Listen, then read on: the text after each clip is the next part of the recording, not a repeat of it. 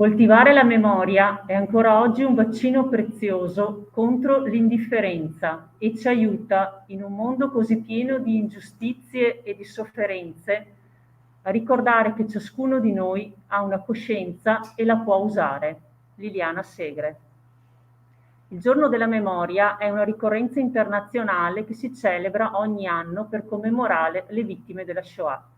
L'Assemblea Generale delle Nazioni Unite, nella seduta del 1 novembre 2005, stabilì di celebrare il Giorno della Memoria ogni 27 gennaio, perché proprio in quel giorno, nel 1945, le truppe dell'Armata Rossa, impegnate in un'offensiva verso la Germania, raggiunsero il campo di concentramento di Auschwitz e ne scoprirono gli orrori.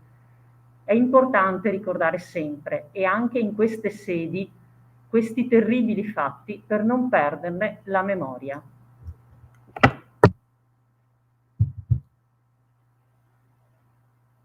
Buonasera. Per questo motivo, questa sera vi proponiamo una serata nata dalla collaborazione tra i comuni di Montegalda e di Montegaldella. Per noi tutti sembra quasi impossibile l'esistenza di un campo di concentramento a pochi passi da qui, a pochi passi dal nostro territorio. Eppure, anche in queste zone si vissero le terribili conseguenze legate all'emanazione delle leggi razziali. Questa sera avremo modo di approfondire l'argomento con il signor Claudio Lobison, qui presente, che ringraziamo per aver accolto il nostro invito, socio fondatore dell'Associazione Culturale Creativo di Vo. Grazie. Grazie, a interloquire con lui sarà Elisabetta Docimo, rappresentante dell'Associazione Culturale Memorabilia, legata a Montegalda, storica e ricercatrice della storia di Montegalda e dintorni. Ringraziamo il pubblico presente questa sera, siamo riusciti a riunirci nonostante Sanremo. Ringraziamo naturalmente le amministrazioni e gli ospiti qui e anche collegati da casa. Lascio la parola a Elisabetta e auguro a tutti una buona serata.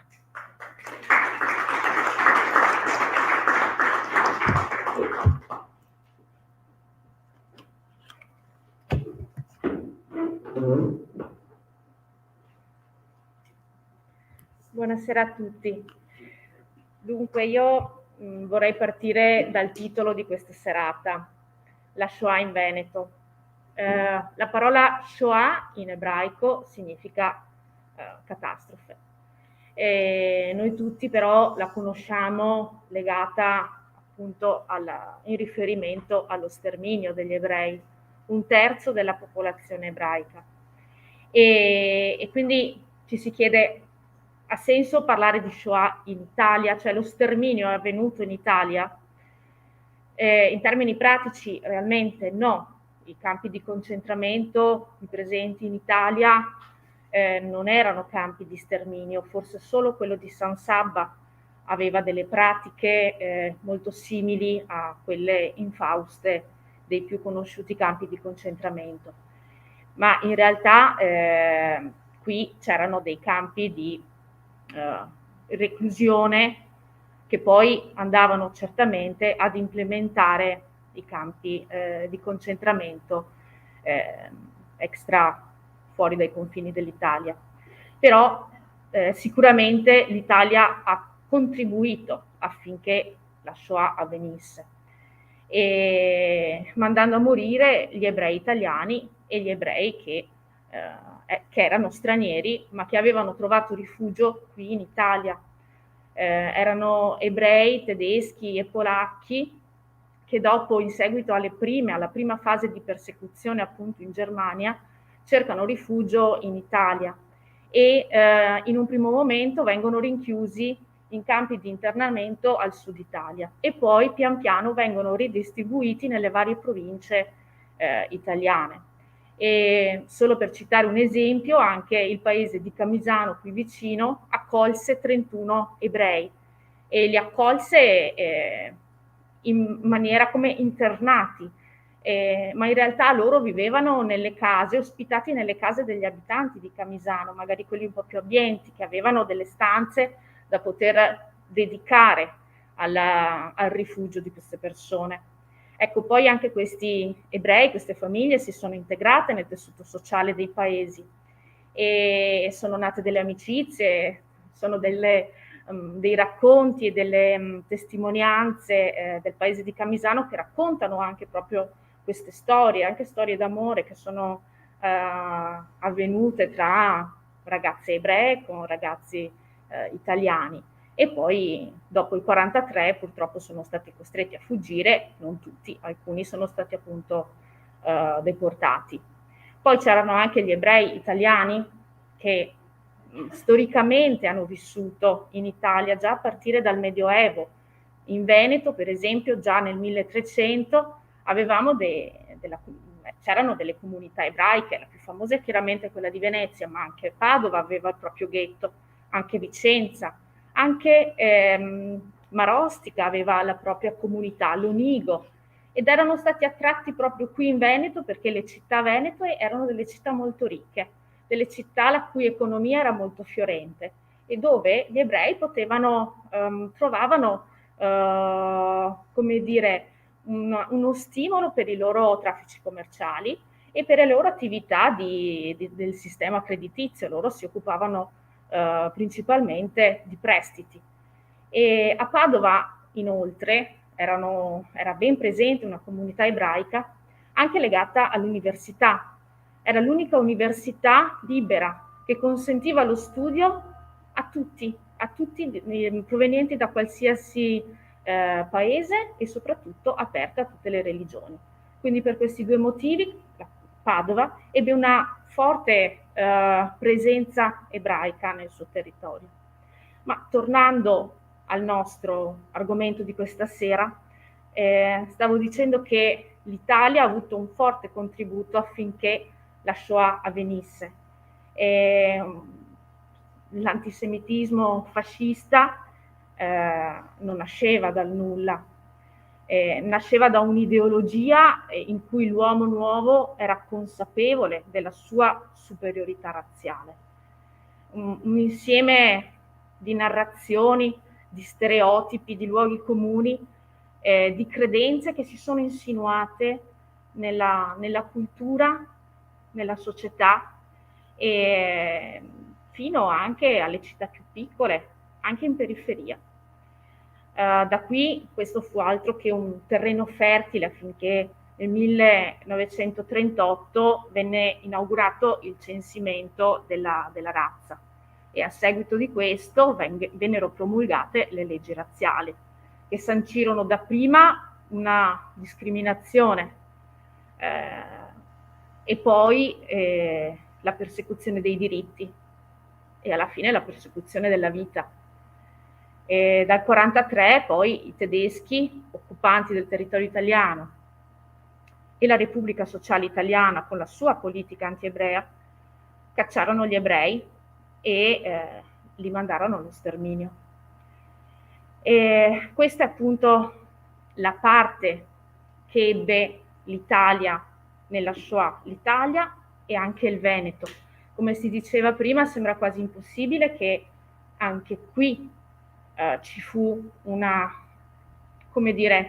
campo di internamento che poi sfociò in quello che più tristemente conosciamo. E infatti qui con noi oggi c'è Claudio Lovison, al quale voglio appunto chiedere a voi, Euganeo, il 27 gennaio, perché avete una commemorazione così forte e così sentita nel vostro paese. Buonasera a tutti, permettetemi prima di portare i saluti di Luigi Rossi, il presidente di Creativo, l'associazione culturale di cui anch'io faccio parte e che si occupa prevalentemente della storia e della promozione del luogo della memoria della Shoah, ma anche di Villa Contarini Giovannelli Venier.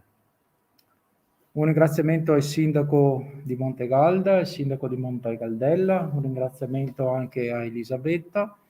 Vi porto anche i saluti del sindaco di Vo, il dottor Giuliano Martini, che mi ha chiamato pochi minuti fa.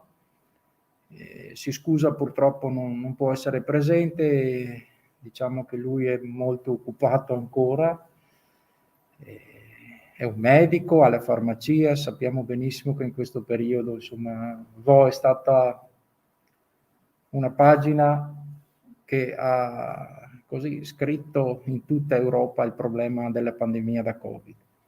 Comunque mi ha detto di salutarvi tutti e di ringraziarvi per questa serata. Perché commemorare il 27 gennaio a Vo? Partiamo dal 1927. Nel 1927 Villa Contarini Giovannelli Venier perde sostanzialmente la proprietà nobiliare. È l'anno in cui l'ultima famiglia nobile sostanzialmente smembra il patrimonio, vende questa villa che va prima all'industriale vicentino Bonazzi, successivamente al pittore bolognese Mario Pozzati, quindi al commerciante Sirio Landini nel 1942, che nel 1943 poi affitta la villa, questa villa, alle suore elisabettine di Padova, che si erano trasferite lì per accogliere gli sfollati di Padova e anche del Vicentino nel caso di bombardamenti da parte degli alleati. La villa quindi è occupata dalle suore e con l'emanazione dell'ordinanza di polizia numero 5 del ministro Buffarini Guidi, Repubblica Sociale Italiana, del 30 novembre del 43, la villa viene requisita per essere trasformata in un campo di concentramento. Allora sappiamo tutti, Mussolini è caduto in luglio praticamente, è stato condotto sul Gran Sasso, poi c'è stata questa rocambolesca fuga, chiamiamola così. Nel frattempo l'Italia firma l'armistizio l'8 settembre con gli alleati, nel frattempo purtroppo iniziano anche le deportazioni da parte dei tedeschi, la più importante conosciuta sappiamo quella del ghetto di Roma, no? Il 16 ottobre del 43. Poche settimane dopo viene emanata questa ordinanza di polizia, proprio il 30 novembre del 43, che stabilisce che tutti i cittadini italiani ebrei devono essere rinchiusi o raccolti in appositi campi di detenzione o di raccolta. La villa, già il giorno dopo, praticamente viene occupata e trasformata in campo di concentramento. Già i primi giorni di dicembre iniziano ad arrivare le prime persone che erano state catturate nei rastrellamenti a Padova, in città, ma anche nella bassa pianura padovana, nei paesi, diciamo, in provincia di Rovigo, e tutte queste persone vengono portate in questa villa. E il primo periodo per loro è un periodo piuttosto difficile, fa freddo, siamo in pieno inverno, il comandante del campo si rivela una persona piuttosto severa, Nicola De Mita, era un commissario di polizia italiano. Con la sostituzione del comandante avvenuta in gennaio, la permanenza di queste persone diventa un po' più lieve, qualcuno poteva anche uscire, trasferirsi in città per cure mediche, per esempio, ma rientrando sempre in giornata. I ragazzi, i bambini, perché c'erano anche diversi bambini, possono uscire, qualcuno va a suonare il pianoforte in una casa in piazza San Di Maria, altri andavano a nuotare nel fiume. Diciamo che la parte, diciamo, della primavera, dalla primavera all'estate, per loro è stata un po' più lieve. Certo che queste persone sicuramente non potevano immaginare, non sapevano quale potesse essere il loro destino. Vivevano una precarietà sicuramente tesa, senza sapere quale potesse essere il loro destino. Tutto, diciamo, fino a quel tragico 17 luglio del 44. Sì, il signor Claudio mi ha passato delle testimonianze scritte e vorrei leggervene alcune. Una è del parroco dell'epoca, Don Giuseppe Rasia, che scrisse appunto questo. Si parla appunto dei primi arrivi in questo campo e dice: il primo gruppo arrivò alle 4 pomeridiane del 3 dicembre 1943. Uomini e donne chiusi in una corriera sotto chiave. Una signora anziana fu portata di peso fino al penultimo piano. Con loro arrivò anche un camion di paglia. Furono fatti dei sacconi e sistemati tutti quella notte al pian terreno sul pavimento, freddo e umido. Il comandante del campo era un commissario di pubblica sicurezza. Un brigadiere e 4 carabinieri formavano il corpo di guardia. Per poche settimane fu un uomo rigido, poi fu sostituito da un altro più umano e comprensivo. Ecco, questa è appunto una delle testimonianze. Si parla poi anche del momento in cui questo campo viene smantellato e ancora il parroco dice: partirono con niente, portando solo quelle cose che avevano addosso, attorno alle 5, su un camion, uno per gli uomini e uno per le donne. Alcune sedute, altri in piedi, uscirono dalla villa. All'appello mancava un uomo, era andato a Padova per curare i denti. Tornò in tempo da essere deportato. L'ufficiale incaricato per l'operazione disse al comandante del campo: se costui non torna, lei prende il suo posto. Lei diceva fino al 17 luglio 1944. Poi cosa successe? Il 17 luglio del 44, alle 2 del pomeriggio, sono arrivati 2 camion tedeschi, hanno prelevato tutte le persone presenti in villa, le hanno fatti uscire, dopodiché, dopo aver fatto gli accertamenti del caso, la registrazione, li hanno caricati in questi camion e li hanno trasportati al carcere di Piazza Castello a Padova i maschi e al carcere dei Paolotti le donne e i bambini. Il campo di Vo ha il triste primato di essere stato probabilmente, tra tutti i campi aperti in Italia, 28 mi pare siano, senza contare quello nazionale di Fossoli, di essere stato il primo campo aperto in Italia, o tra i primi, perché l'ordinanza di polizia è del 30 novembre, già il 1 dicembre il luogo era stato individuato e requisito. E sicuramente tra quelli più longevi, da quelli più lunghi. Era un campo di raccolta, quindi un campo di concentramento nel vero senso della parola, non un campo di sterminio, un campo di lavoro come quelli invece che si sono rivelati poi in Polonia e in Germania. La storia del campo ha molte sfaccettature, ci sono molti episodi da raccontare, ma tutto è riconducibile a un lavoro eseguito dal professor Francesco Selmin, un professore di Este, uno storico di Este, che facendo ricerche su 2 sue concittadine, Emma Ascoli Zevi e Anna Zevi, 2 commercianti di Este. Le 2 signore avevano un negozio di mercerie proprio nel centro di Este. Queste 2 signore sono state catturate la mattina del 3 dicembre dai carabinieri, condotte in caserma dei carabinieri a Este e poi condotte al cosiddetto campo di Vo.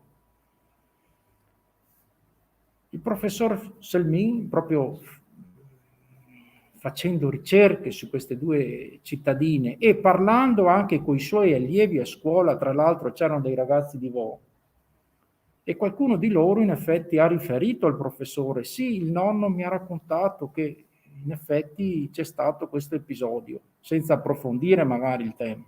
Cioè c'erano i ricordi della storia del campo.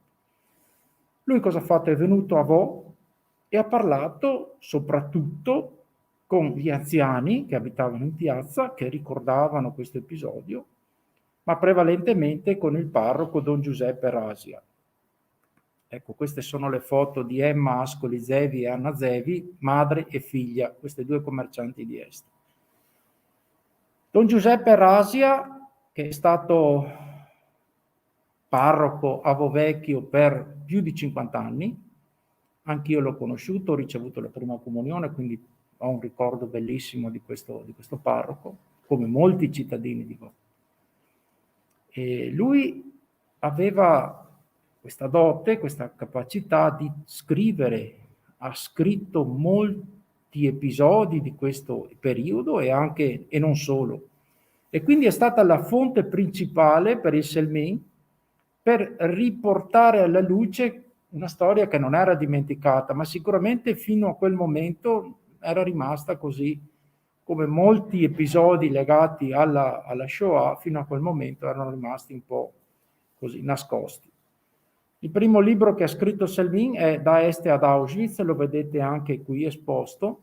È un libro che non trovate più in libreria, ne abbiamo alcune copie perché il professor Selmin ce le ha concesse, cioè ce le ha date a noi, proprio perché ha piacere che siamo noi a vendere le ultime che non è più stato rieditato, diciamo. Negli anni 90 poi, verso la fine degli anni 90, Selmin ha scritto un altro libro legato alla Shoah a Padova e nel Padovano, quindi raccoglie anche gli episodi di Vo, ed è Nessun giusto per Eva. Diciamo che è lo stesso libro ma molto più completo. Le sue ricerche, diciamo, si sono approfondite ancora di più. L'ultimo libro invece che ha scritto è Il capretto e l'angelo della morte. Questo libro è stato pubblicato a Vovecchio, proprio da noi, la domenica antecedente allo scoppio della pandemia. Cioè è stata una coincidenza. Nella sala dove ci siamo radunati c'erano 70 persone, perché Selmin ha un grosso seguito, diciamo. Non vi dico, la settimana dopo, in effetti tutte queste persone erano molto preoccupate, però non c'è stato nessun contagio tra di noi, né tra di noi né tra le persone che erano presenti in quell'occasione.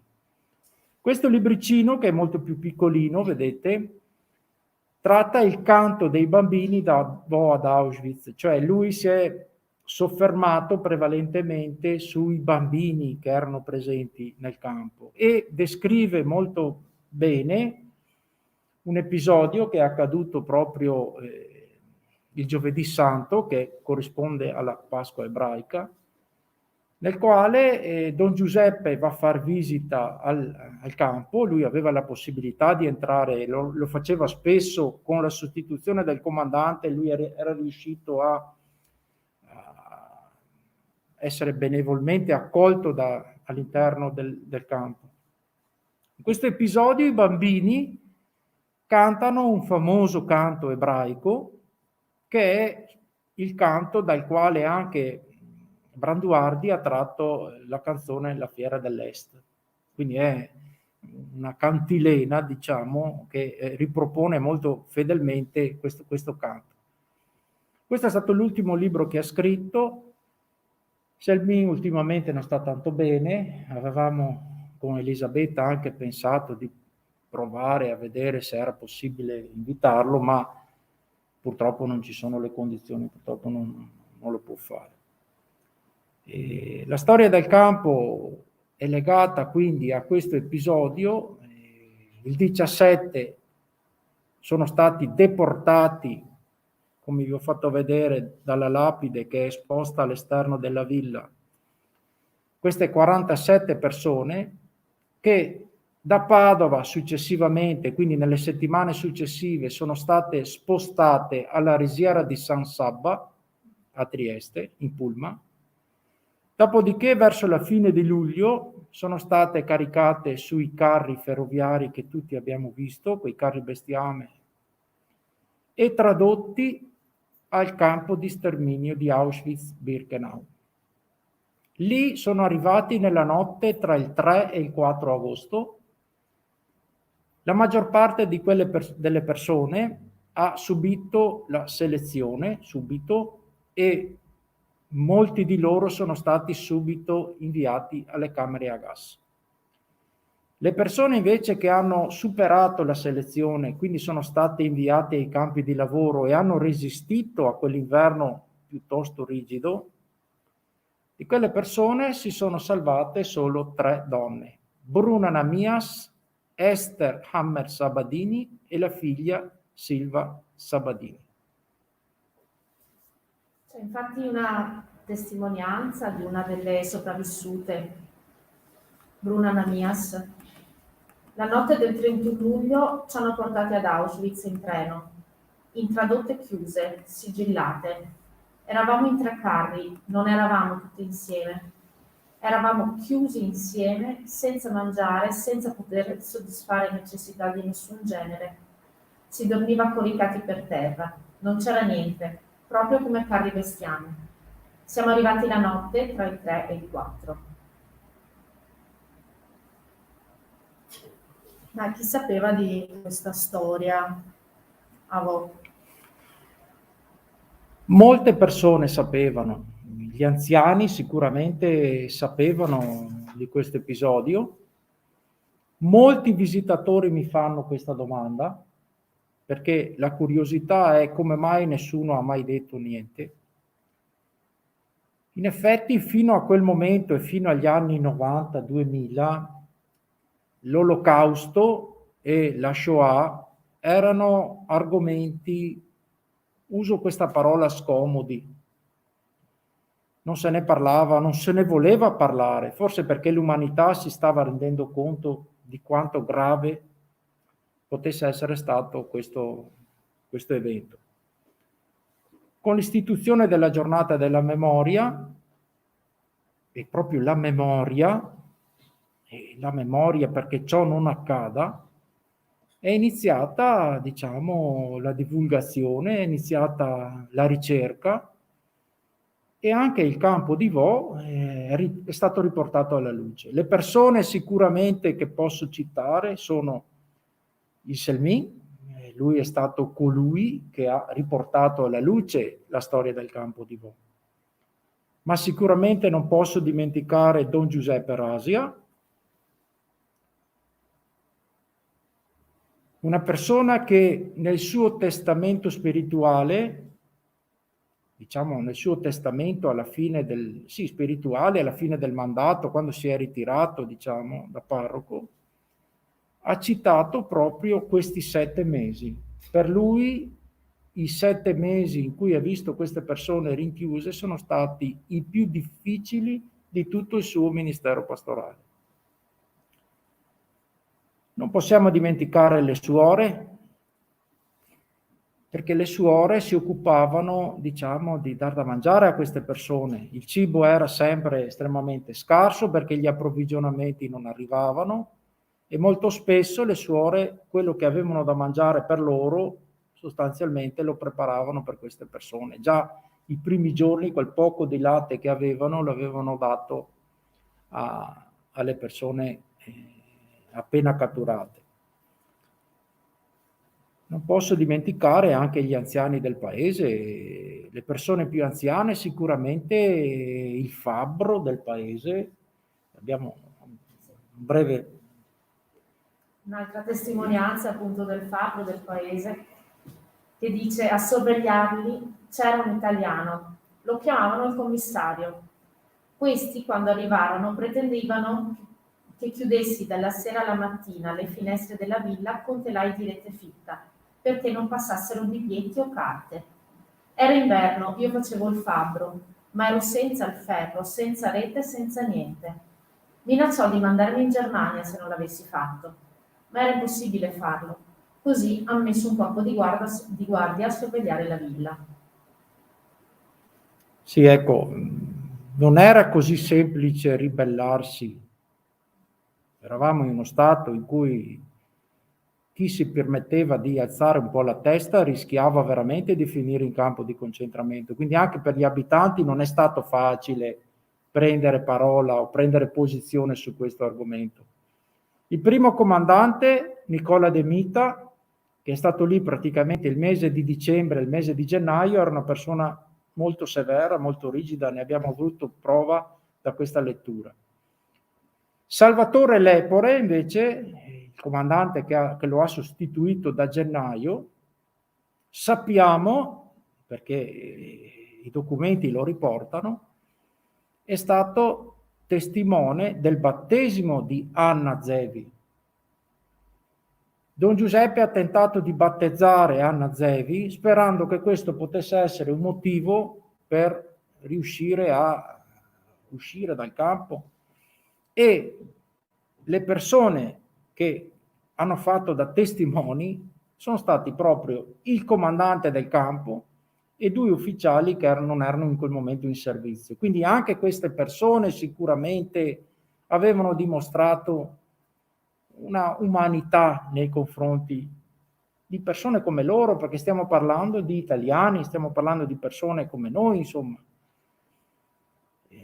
Purtroppo non c'è stato nulla da fare. Il 17 luglio per loro la storia è finita, il campo è stato chiuso e per loro non c'è stato un destino favorevole. Ci sono altri episodi che meritano di essere certo ricordati. Ci sono sicuramente diversi episodi. Io vi ho già raccontato quello del giorno di Pasqua, della Pasqua ebraica, ma la storia del campo è legata sicuramente alle vicende di Sara Jesses, una bambina di 7 anni che il giorno dello sgombero del campo era stata istruita dalla madre e si era nascosta. Cioè la madre l'aveva istruita e le aveva detto: se vedi dei pericoli, se succede qualcosa, ti raccomando di nasconderti. La bambina in effetti si era nascosta. Stiamo parlando di una bambina di 7 anni.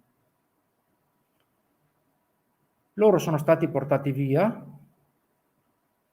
Poco dopo la bambina è uscita, è stata trovata dalle suore e dai proprietari del palazzo che, ignari di quello che poteva essere il destino di queste persone, hanno pensato che questa bambina dovesse stare con i suoi genitori e l'hanno consegnata al comandante del campo, che è partito e l'ha portata a Padova. In un secondo momento la madre decide di allontanare da sé la bambina. Stiamo parlando di una bambina di 7 anni, quindi mettiamoci anche nei panni di questa madre che allontana da sé una bambina. La fa scivolare dal pullman, dal finestrino del pullman, mentre stanno per essere trasferiti a Trieste, con un bigliettino sul petto con scritto: per favore salvate questa bambina, e un indirizzo di alcuni parenti che avevano in città. La bambina viene trovata dai passanti e portata in questa casa. Probabilmente hanno immaginato che la bambina si fosse persa o l'hanno portata in questa casa, però ovviamente facendo le ricerche, l'appello dentro il pullman, cioè hanno scoperto che la bambina non c'era e ovviamente sono andati a cercarla dove hanno pensato si potesse essere rifugiata, cioè sono andati proprio in questa casa. Anche qui c'è la testimonianza del momento in cui questa bambina viene presa.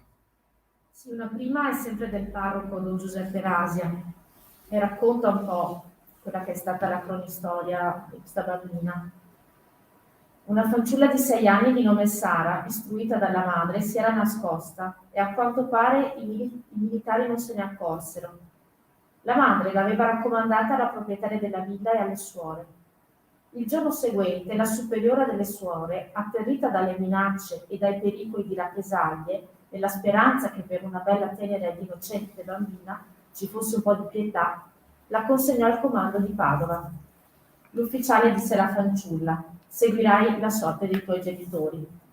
Le belve non hanno compassione di nessuno. E ancora, invece della testimonianza della zia di Sara, eravamo in giardino. La tenevo tra le mie braccia.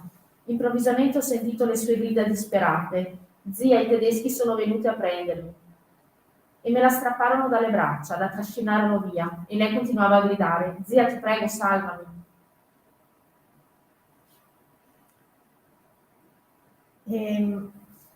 A Villa Contarini Giovanelli Venier ci sono delle documentazioni del campo. Cosa possiamo trovare adesso dentro? Sì, c'è una sezione dedicata proprio al campo, la vedete anche in questa foto, è allestita in 2 sale che sono sostanzialmente le antiche cucine del palazzo e un locale di dispensa.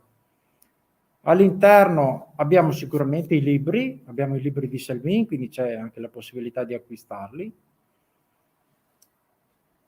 E abbiamo una serie di documenti, è una mostra documentale prevalentemente, è una mostra che contiene documenti che sono stati trovati presso il gabinetto della prefettura, il gabinetto della questura, gli archivi comunali in provincia, tutti i documenti che ricordano e trattano proprio questi mesi.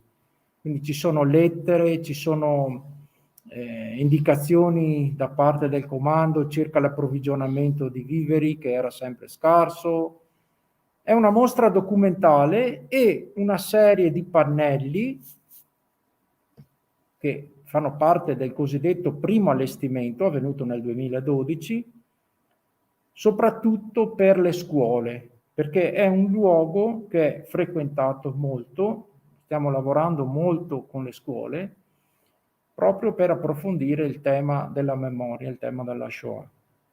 Ci troviamo bene perché gli insegnanti trattano gli argomenti più complicati all'inizio, quando arrivano, quindi una mattinata, diciamo, che poi vola via una mattinata, cioè in poche ore non si riesce a trattare tutti gli argomenti, ma nelle prime ore, proprio nella sala sotto, viene fatta proprio un approfondimento proprio sul tema delle discriminazioni, che poi vediamo, insomma, in questi giorni cosa sta succedendo. Quello che è capitato a Livorno ci ha un po' così atterriti tutti quanti, sono passati 77 anni, ma 2 ragazzine si sono comportate in modo indegno, insomma, ecco. Poi c'è il bullismo, che è un tema purtroppo che... Quindi sono temi che è giusto che loro approfondiscano e probabilmente questo è il luogo più adatto per sensibilizzare questi ragazzi su questi temi. Dopo la ricreazione invece li accompagniamo a visitare il palazzo nei piani superiori, perché la villa ha 450 anni di storia, quindi ci sono tantissime cose da raccontare. Vi ripeto, una mattinata dalle 9 alle 12:30 è piena, cioè arrivano alle 12:30 e loro dicono è già ora di andare via, e non si sono resi conto proprio che il tempo è proprio volato via. Quindi questo è il modo un po' in cui voi che vi occupate di gestire la villa cercate di rimembrare e di ricordare questo passato, o avete anche altri eventi che possano... Sì, diciamo che i mesi invernali, quindi il mese di dicembre, che coincide anche con l'apertura del campo, il 1° dicembre, 3 dicembre, il mese di dicembre, il mese di gennaio che è la giornata della memoria, il mese di febbraio, diciamo fino a Pasqua, i mesi invernali sono mesi che noi dedichiamo soprattutto alla didattica con le scuole. E purtroppo negli ultimi 2 anni abbiamo avuto problemi perché la pandemia ha ristretto molto le visite, ma nonostante tutto, insomma, ci sono scuole che in qualche modo riescono a venire. Diciamo che il problema è sempre il pulmino, è sempre lo spostarsi, cioè il 27 gennaio di ogni anno all'esterno della villa c'è questo momento, diciamo, di commemorazione. Questa è una foto dello scorso anno, proprio davanti alla lapide degli internati. Negli ultimi 2 anni il momento è avvenuto praticamente non in presenza, cioè erano presenti le autorità, come vedete c'erano gli alpini, ci sono i rappresentanti delle associazioni combattentistiche e pochissimo pubblico, forse qualcuno di noi.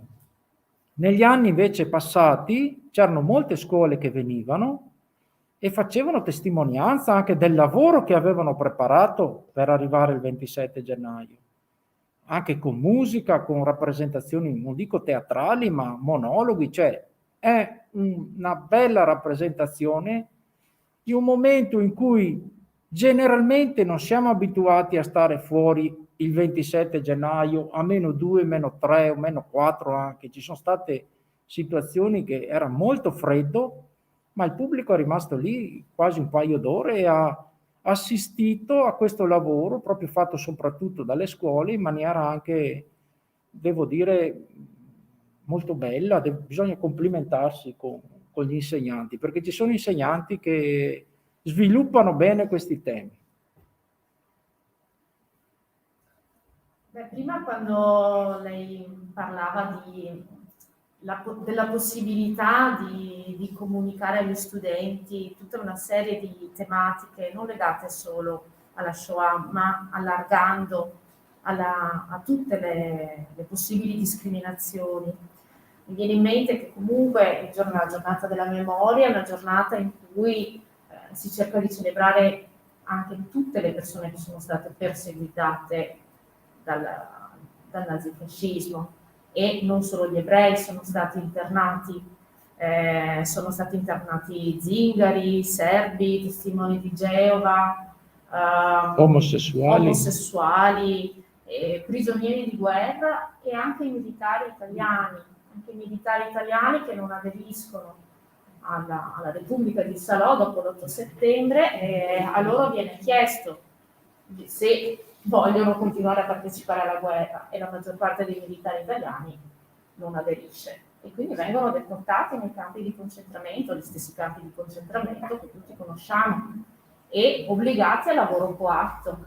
Tra l'altro non erano prigionieri politici normali, non avevano l'assistenza della Croce Rossa, erano proprio trattati alla stregua forse degli ebrei, quindi lo stesso tipo di trattamento che avevano loro, lo stesso tipo di malnutrizione, di condizioni disumane.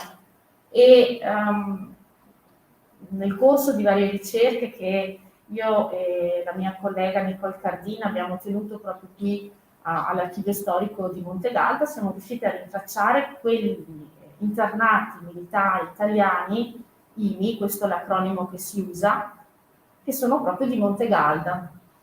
E abbiamo trovato questo documento in cui c'è una lista dei montegaldesi che ricevono un sussidio supplementare di prigionia, un sussidio speciale di prigionia. All'inizio non sapevamo bene a che cosa si riferisse questo indennizzo. Poi, leggendo bene le carte, ci rendiamo conto che queste persone vengono deportate in campi di concentramento, e tutti dopo l'8 settembre. E quindi ci rendiamo conto che siamo proprio di fronte alla lista di tutti gli IMI di Montegalda. E quella lì è la lista delle persone che poi hanno fatto ritorno, perché poi fanno una richiesta di pensione, di indennizzo. Non sappiamo in realtà quanti invece non siano tornati dai campi di concentramento. Ecco, questo probabilmente sarà un filone di ricerca che continueremo a portare avanti. Questo giusto per dire appunto di come porre l'attenzione nei vari tipi di discriminazione.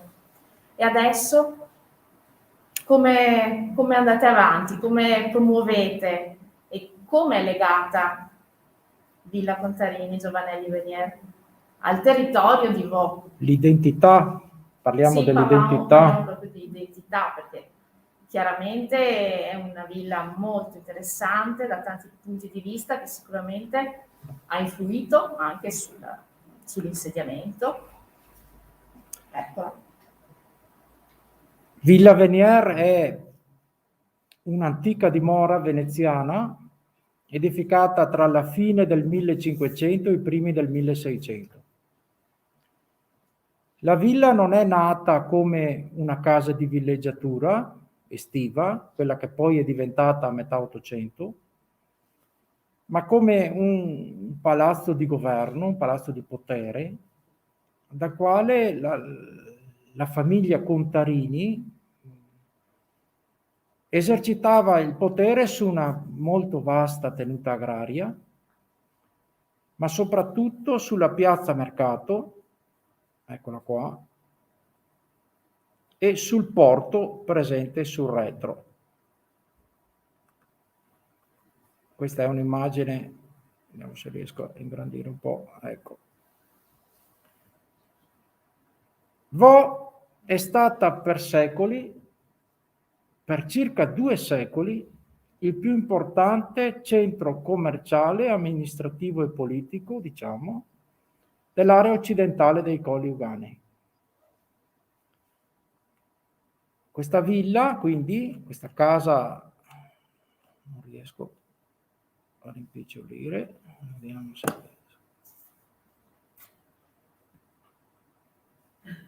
che comprende, non riesco a rimpicciolire, aiutatemi, comprende la villa, le 2 barchesse per le attività agrarie, quindi stalle, scuderie, i granai, la piazza mercato qui,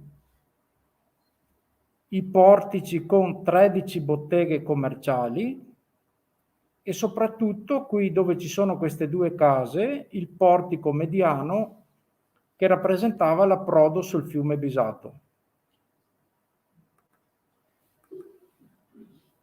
Non riesco ad andare avanti.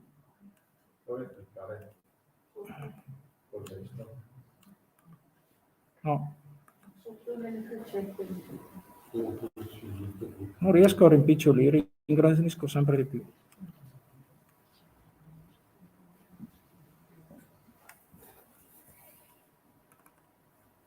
Ok, grazie. Questa è la piazza mercato, qui dove ci sono queste 2 case rappresenta il portico mediano con il porto sul retro del fiume Bisato. Ci sono una serie di foto anche aeree, vi faccio vedere, proprio si vede il centro, si vede la piazza.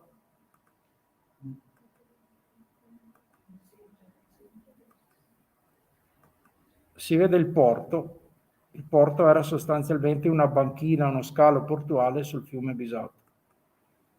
Questa è stata per secoli una stazione coloniale di approvvigionamento non solo alimentare per Venezia, perché da qui partivano i prodotti agrari, quindi provenienti dalla coltivazione dei fondi, ma anche la trachite nelle nostre cave di Vo e anche la calce proveniente dalle fornaci di Lovertino Albettone, una calce molto ricercata soprattutto dal Palladio e dallo Scamozzi. Verso la metà dell'Ottocento, con la caduta della Serenissima e soprattutto con la perdita di importanza del trasporto sull'acqua, con la rivoluzione industriale, diciamo che il trasporto si è spostato su ruota, anche questo luogo inizia a perdere di importanza e i 2 coniugi allora proprietari, Maria Giovannelli e Giovan Battista Venier, decidono di trasformare la casa in una casa di villeggiatura estiva. L'intervento più importante che realizzano è proprio questa scala, la scala a semibobolo. È una scala che è opera dell'architetto Giambattista Meduna, un architetto che a metà Ottocento era particolarmente famoso a Venezia, aveva eseguito anche importanti interventi al Teatro La Fenice. Un ulteriore intervento la villa la subisce nei primi anni del Novecento, quando l'ultima famiglia nobile, i capo di lista, proprietari dell'edificio, decidono di vendere la proprietà, ma soprattutto eseguono un intervento di frazionamento, di smembramento del patrimonio, vendono le botteghe che erano presenti qui sotto e soprattutto vendono le casette che avevano realizzato i contarini per i contadini già dal 1500 e spostano, vedete, questi vasi che erano qui sopra il porticato e le statue che ornavano il giardino a Fanzolo di Vedelago, nella famosa villa palladiana, la villa Emo, quella lunga, avete presente? Le statue e i vasi che ci sono nel giardino entrando in questa villa provengono da Vo. Però parlavamo di identità di Vo. Vo, prima dell'avvento della Serenissima, che cos'era Vo? I colli erano abitati a Vo, ma la parte pianeggiante era prevalentemente una palude una palude impraticabile, una palude inesplorata. Lungo tutto il Medioevo, però, erano presenti dei percorsi che si potevano fare a piede asciutto camminando lungo le pendici di una serie di collinette che si sviluppano in senso ortogonale a quello che oggi consideriamo il corridoio Euganeo-Iberico, cioè quella pianura che si trova tra i colli Euganei e i colli Iberici, che oggi è attraversata dalla Valdastico Sud prevalentemente. Queste piccole collinette si possono vedere anche qui, rappresentavano quindi delle piccole isole che consentivano di camminare lungo il perimetro per le parti basse di queste colline e di passare, evitando la palude, passare attraverso il corridoio. Vedete il Monte Santo di Lonvertino, il Monte di Albettone, San Pancrazio, Barbarano Vicentino, penso siano territori che conoscete. Questo percorso si chiamava Vadum, che significa prevalentemente guado o quantomeno punto privilegiato di passaggio. Vo deriva da Vadum, quindi Vo ha rappresentato nel Medioevo il principale o il più importante punto di passaggio di collegamento tra i colli Euganei e i colli Iberici. Con l'avvento della Serenissima e quindi con l'inizio di queste politiche espansionistiche verso la terraferma, iniziate già alla fine del 1400, Venezia aveva già conquistato buona parte dell'Adriatico, tutto l'Adriatico si spingeva fino all'isola di Creta, quindi aveva buona parte anche del Mediterraneo. Inizia politiche espansionistiche verso la terraferma e inizia opere di bonifica. Quella che riguarda il nostro territorio è il cosiddetto retratto dell'Ozzo, di cui fu presidente proprio il Vise Contarini, che risulta essere anche colui che ha portato a compimento l'opera di realizzare questo piccolo borgo ai piedi dei colli Euganei. Mi spingo un po' più avanti. Questa è un'altra foto della piazza ai primi del Novecento. Come vi dicevo, dopo il capo di lista, la casa viene acquistata non più da nobiltà, ma da un industriale vicentino, Gino Bonazzi, che successivamente la vende a Mario Pozzati. Mario Pozzati è un pittore bolognese che dopo aver fatto fortuna come cartellonista pubblicitario in Argentina, rientra in Italia e decide di venire ad abitare nei Colli Euganei. Acquista la casa, il palazzo, e lì ci viene ad abitare con la sua famiglia nel 1933. È antifascista, o meglio, aveva aderito ai movimenti avanguardismo, futurismo, però non era allineato con Mussolini e come molti intellettuali ha vissuto anni difficili in questa casa. Fino al 1942, quando sostanzialmente scappa via, svende il palazzo e va ad Asiago con la sua famiglia. Nel 1935 qui è nato Concetto Pozzati, figlio di Mario. Con Concetto è stata istituita e costituita Creativò, sono anch'io membro fondatore, ed è la sua casa natale. Concetto Pozzati, la famiglia Pozzati, la fondazione Pozzati ha donato una serie di opere di Concetto, queste sono quelle di Concetto, questa invece è un'opera di Mario, che si trovano all'interno del palazzo e sono state donate in questo edificio perché rimane la sua casa natale. Concetto è mancato proprio qualche anno fa, è considerato, se non il più importante, tra i più importanti esponenti della pop art italiana. È stato un accademico, cioè aveva la cattedra di Belle Arti a Bologna, è stato assessore alla cultura per la città di Bologna, è stato un rappresentante dell'Accademia di San Luca, quindi stiamo parlando sicuramente non di una figura importante, ma tra le più importanti della cultura del Novecento. Vi faccio vedere anche un paio di foto che riguardano la chiesa. Il complesso quindi comprende, oltre la villa, le barchesse, la piazza mercato, i fondachi, il porto, la primitiva chiesa, che è questa qui, la cappellina di Sant'Anna, che l'altare risulta benedetto già nel 1624. Successivamente viene costruito, all'interno c'è questa iscrizione di Paolina Contarini, importante. Poi nel 1670 viene inaugurata la chiesa principale dedicata a San Lorenzo, questo è l'altare maggiore. Sopra l'altare maggiore c'è questa iscrizione latina che ho tradotto, è scritto così: stretta è la via che conduce alla vita. Vuoi un largo sentiero viandante per giungere ai cieli? Ecco un'ampia e facile strada nel tempio ti aprì Alvise Contarini. Questa è la testimonianza che Alvise Contarini è stato il protagonista dell'edificazione di questo borgo. All'interno della chiesa abbiamo anche l'organo. L'organo proviene dalla villa. Era l'organo che è stato costruito per i nobili, che serviva per allietare le feste, poi è stato trasferito nella chiesa e viene adesso utilizzato nelle cerimonie religiose. È l'unico esemplare, o probabilmente tra gli unici, o forse l'unico esemplare rimasto di una società di organari cosiddetti, che era stata costituita, diciamo, in quel periodo, e tra loro c'era anche il famoso organaro Nacchini. Nacchini è stato un importante costruttore di organi. Poi la società si è sciolta e questo è probabilmente uno dei pochi, se non l'unico rimasto. Vi faccio vedere anche alcune foto interne. Queste sono le foto che ci sono nel Salone degli Stemmi. Ci sono gli stemmi delle tre famiglie Contarini, Giovannelli e Venier. Qui invece sul timpano principale della villa ci sono i due stemmi di Maria Giovannelli e Giovan Battista Venier. Questo è il Salone dei Paesaggi.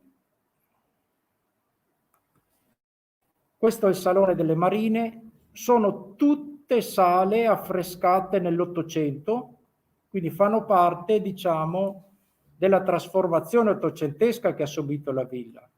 L'unica sala che mantiene l'impianto seicentesco è la cosiddetta sala del Seicento. Ci sono queste tre, c'è un ciclo pittorico proprio lungo il perimetro che rappresenta episodi della storia antica, la fuga di Enea da Troia in fiamme.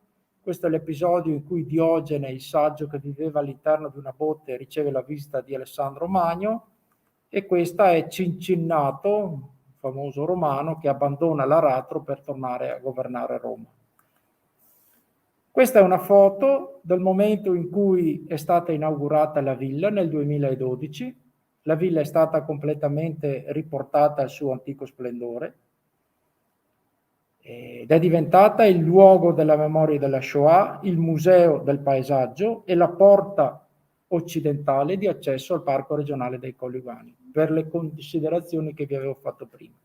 Qui c'è Concetto. C'è un rappresentante della Fondazione Cariparo, che è il dottor Segafredo, che ha contribuito in maniera importante alla realizzazione di questo intervento, il sindaco Martini, questo è il professor Salmì, poi c'è un individuo qui che non so, e l'architetto Draghi, che è stato il protagonista, diciamo, dal punto di vista progettuale del recupero dell'edificio.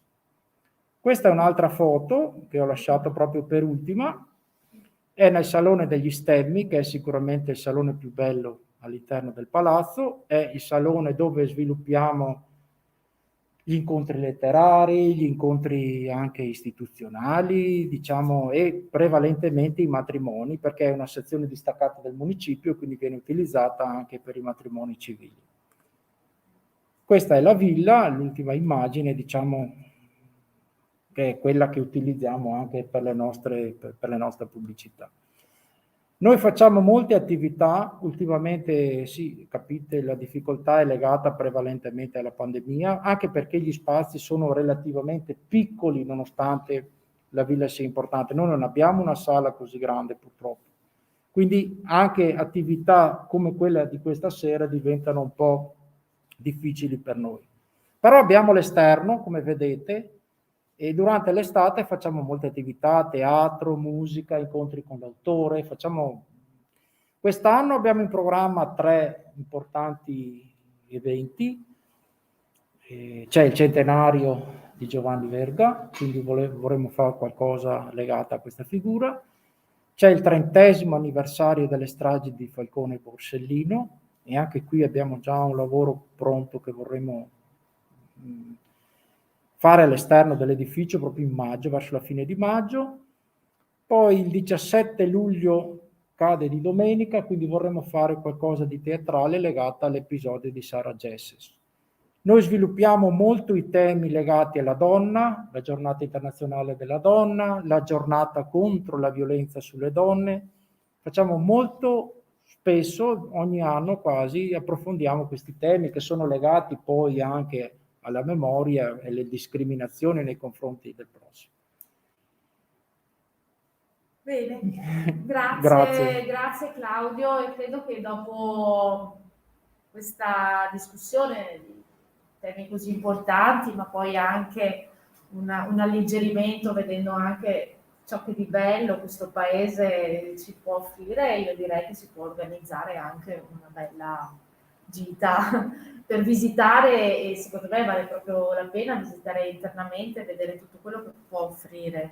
Io direi di istituire un gemellaggio tra di noi, perché anche voi, il sindaco mi ha accompagnato nella sezione dedicata a Antonio Fogazzaro, e quindi ricambieremo in maniera adeguata anche questo invito. Ben volentieri. Cioè è uno scambio che ci fa bene a tutti, ecco. Certamente. Intanto ancora grazie per la Sono sua io presenza. che devo ringraziare voi. Grazie per le informazioni che abbiamo ricevuto, e passo la parola al sindaco perché adesso la palla è rimbalzata direttamente a lei.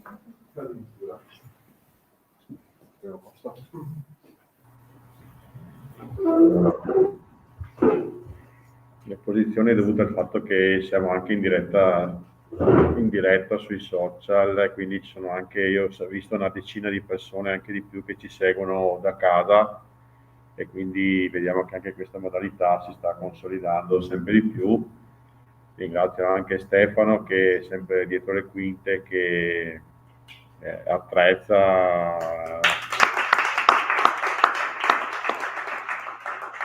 È un lavoro molto complicato, perché deve arrivare prima, un bel po' prima, e poi insomma, vediamo che questo sistema sta dando molta soddisfazione a tante persone che magari non possono muoversi e possono comunque partecipare, quindi la tecnologia non è sempre male, anzi molto spesso è bene. Io ringrazio il nostro ospite per tutte le cose che ci ha raccontato, e 2 o 3 cose voglio dire, no? Mi piace il collegamento, perché io non sapevo, ma non sapevo, ho portato a fare un giro, e per esempio come la mobilità, la logistica, la visione di una volta facesse vedere questi nostri territori in modo diverso. Penso a voi che diventavate territorio di passaggio perché c'erano le paludi, e penso a quello che io dico quando vengono a trovarci magari dei gruppi, che Montegalda cresce qui perché era possibile guardare il fiume. Quello che per noi ora è una cosa naturale, in realtà una volta era un ostacolo insormontabile. Quindi se noi pensiamo che di non poter avere i ponti, pensate quali luoghi siano utilizzabili da Vicenza a qua per poter andare da un lato all'altro, da una sponda all'altra del fiume, e non sono molti. E invece riflettete magari quando andate a camminare lungo i nostri bellissimi argini sul fatto che in estate questo tratto qui è quasi in secca, e quindi si può quasi senza bagnarsi i piedi, o comunque sicuramente con maggiore sicurezza rispetto ad altri tratti del Bacchiglione, attraversare il fiume. Quindi e questo forse mi collega poi anche alla parte più impegnativa della serata, no? La visione diversa delle cose, la pretesa di avere la visione unica della vita, no? Quando in realtà poi il tempo cambia le cose. Io adesso già vedo voi, prima non vi vedevo perché ho cambiato semplicemente 2 metri, e quindi la necessità di vedere le cose in maniera diversa, la necessità di essere curiosi. Solo la curiosità, la cultura, la conoscenza ci possono rendere liberi.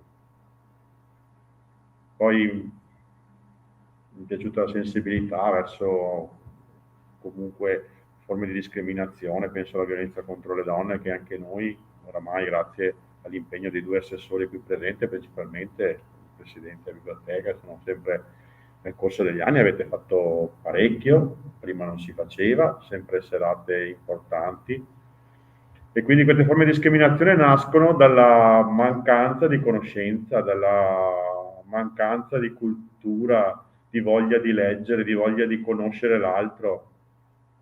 E mi ricordo mio papà non ha mai fatto neanche le elementari, però diceva sempre che le persone si vogliono bene, i governi si vogliono male. Cioè, alla fine le persone si conoscono anche di nazioni diverse, però se vogliono lavorare assieme, lavorano assieme. Domani è la giornata del calzino spaiato, tanto perché domani si vuole ricordare in maniera un po' più spiritosa che non tutti siamo uguali.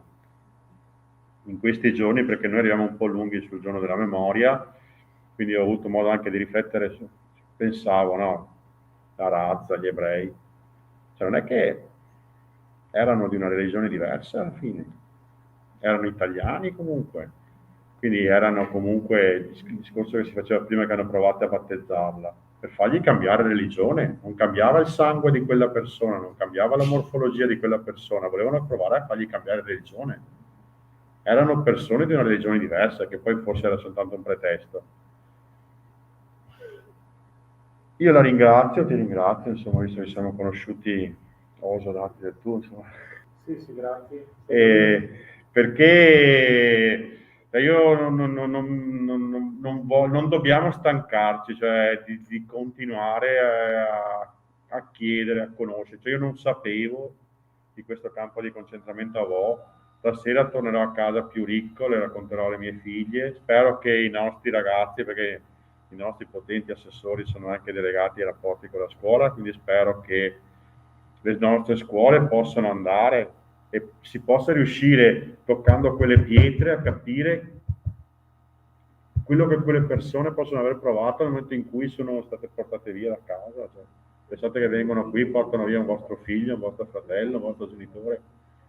Abbiamo anche l'assessore al sociale e alla terza età, e quindi pensavo al fatto che la nostra vitalissima consulta della terza età, che oramai ha girato tutto il Veneto e è andata anche fuori regione, possa venire anche da voi, e io vi rinnovo l'invito a venire qui, e potrebbe essere, suggerisco, anche una delle lezioni dell'università della terza età tenuta su questo argomento, visto la preparazione del nostro ospite. Sarebbe sicuramente una lezione che farebbe il pienone all'università della terza età.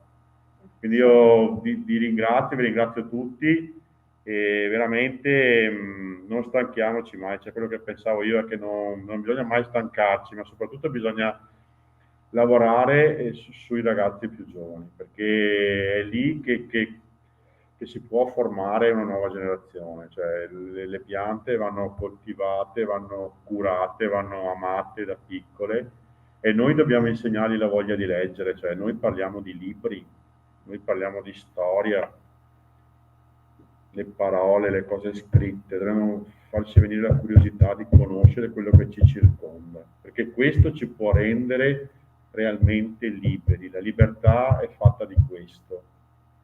Ultima cosa, e poi non dico più nulla: la difficoltà a volte di ricordare, perché anche con Elisabetta i dubbi sull'andare a ricercare troppo poco, no?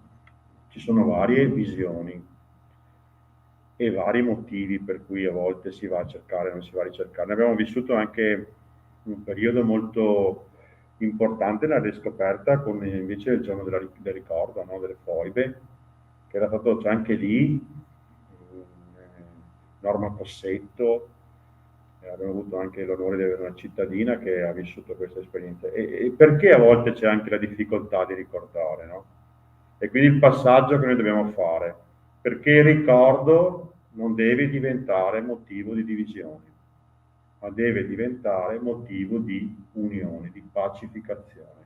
Quindi a volte la preoccupazione di chi ha anche ruoli di responsabilità è che il ricordo possa diventare motivo di divisione. Quindi io sono certo che il ricordo deve invece diventare motivo di unione e di pace e un motivo per tracciare la corretta via ai nostri figli. Grazie veramente tante per questa serata. Grazie a voi.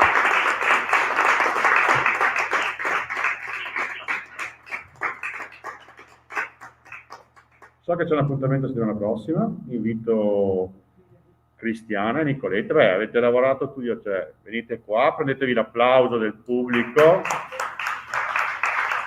per Elisabetta che ha lavorato, così potete anche invitare queste persone al prossimo appuntamento che sarà... Aspettiamo venerdì prossimo, sempre alle 20:45, sempre in questa sede, giorno del ricordo, ricorderemo appunto la strage sempre delle foibe, un'altra serata impegnativa. In quell'occasione avremo una scrittrice vicentina, Manuela Tamburin, con il suo libro La ragazza del bar. Vi aspettiamo, sempre organizzato con la biblioteca e il comune di Monte Galdella. Ringraziamo ancora il signor Robison. Grazie a voi.